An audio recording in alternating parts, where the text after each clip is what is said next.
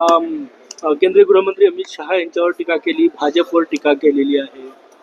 किस झाड़ की झाड की है? पत्ती आहे अमित शहाना औरंगजेबाची पुन्हा एकदा बिंडोक राजकारणी आहे उद्धव ठाकरे.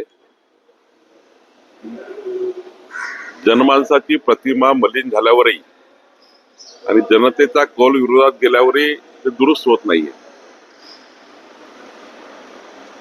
खर तर एखाद्या नेत्याकडनं 13 खासदार आणि 50 आमदार निघून जातात तरी त्यांना जाग येत नाही आणि त्यांचं नेतृत्व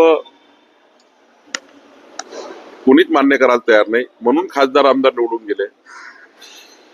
खासदार आमदाराशी कुठलाही संपर्क त्यांच्या जीवनात त्यांचा नव्हता, म्हणून एकनाथ शिंदेशी लोक गेले आणि त्यांचे लोक त्यांच्यातून निघून गेल्यावर भाजपाला दोष देऊन ते माननीय अमितभाई, मोदीजी आणि भारतीय जनता पार्टीवर ते नेहमी टीका करतात.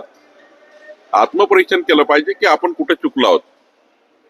जर त्यांनी आमदार खासदारांना योग्य वागणूक दिली असती तर ही परिस्थिती महाराष्ट्रात नसती. राहिला प्रश्न 2019चा, गद्दारी केलीच ना, गद्दारी झालीच त्यांच्याकडनं. त्यांनी सरळ सरळ भारतीय जनता पार्टीसोबत निवडून आले आणि या महाराष्ट्राला गद्दारीचं जे गालबोट लागलं ते उद्धव ठाकरेंनी लावलंय. त्यांनी त्या ठिकाणी सुरुवात केली गद्दारीची. त्यांनी जर तेव्हाच भाजपाची गद्दारी केली नसती तर या महाराष्ट्राचं वेगळं चित्र असतं. आणि त्यामुळं खरं तर आता आपला दोष लोकांवर देणे आणि असे भाषण करत राहणे, मीडियाचा वेळ आणि महाराष्ट्राचा वेळ घेणे, त्यापेक्षा एक चांगला विरोधी पक्ष म्हणून काम करता आलं असतं, करता येईल. उद्धव ठाकरे निराश आहेत आणि हे असं बोलणं हे वेडेपणाचं लक्षण आहे आणि बिंडोकपणा आहे, अजूनही सुधरत नाही आहे. मला वाटतं अमित भाईवर टीका करून किंवा देवेंद्रजीवर टीका करून किंवा आमच्या पक्षावर टीका करून काही साध्य होणार नाहीये.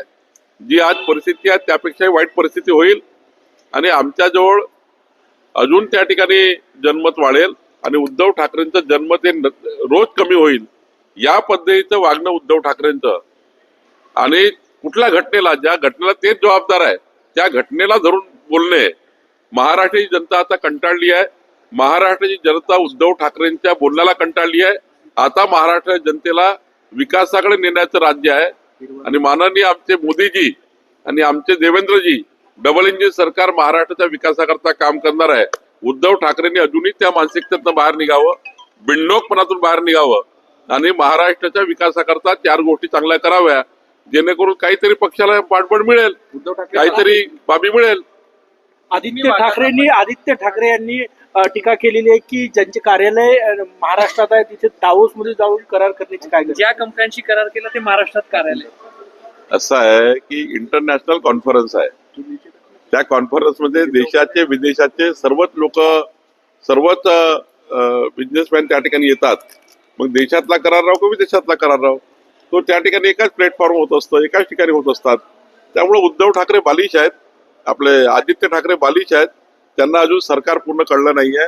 ते 2 वर्ष पर्यटन मंत्री होते, ते पर्यटन करत राहिले. त्यांना अजून सरकारमधला मूळ गाभा कळला नाहीये. आणि देवेंद्रजींचं त्यांनी अभिनंदन करायला पाहिजे होतं की 17.75 लाख कोटी रुपये 17.75 लाख कोटी रुपये या महाराष्ट्राच्या पुढच्या गुंतवणुकीत त्यांनी आणलेले आहे. देशभर कौतुक होत आहे, महाराष्ट्रभर कौतुक होत आहे.